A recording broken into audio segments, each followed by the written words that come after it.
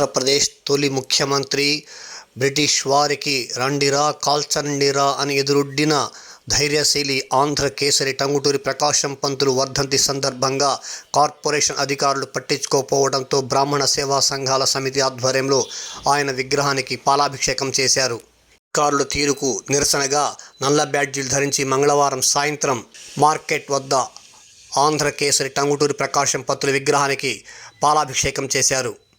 కార్యక్రమంలో జిల్లా బ్రాహ్మణ సేవా సంఘాల సమితి అధ్యక్షులు గుడ్డదొన వాసుదేవరావు, ప్రధాన కార్యదర్శి ఇసుకపల్లి కామేశ్వర ప్రసాద్, కోశాధికారి రమేష్, మహిళా అధ్యక్షురాలు ఐ జయలక్ష్మి, కార్యదర్శి ఉమాదేవి, జయలక్ష్మి, శ్రీధర్, శ్రీనివాస్ తదితరులు పాల్గొన్నారు. ఈ సందర్భంగా జిల్లా అధ్యక్షులు వాసుదేవరావు మీడియా సమావేశంలో మాట్లాడారు.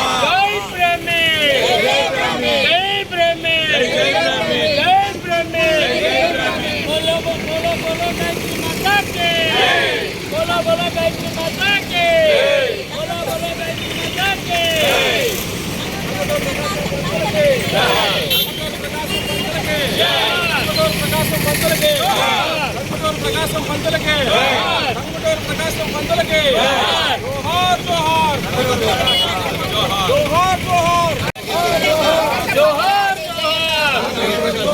జోహార్ జోహార్.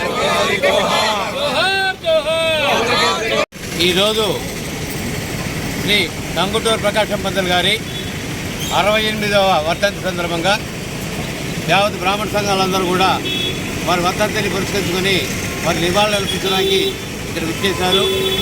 ఇక్కడికి వచ్చి చూసిన తర్వాత కూరగాయలు, కోతాపట్టలు ఈ యొక్క కార్యక్రమాల్లో మేము అందరం వచ్చేసి చూసిన తర్వాత ఇది చూసి మేమందరం కూడా చాలా బాధపడ్డాం. ఎందుకంటే అలనాడు మన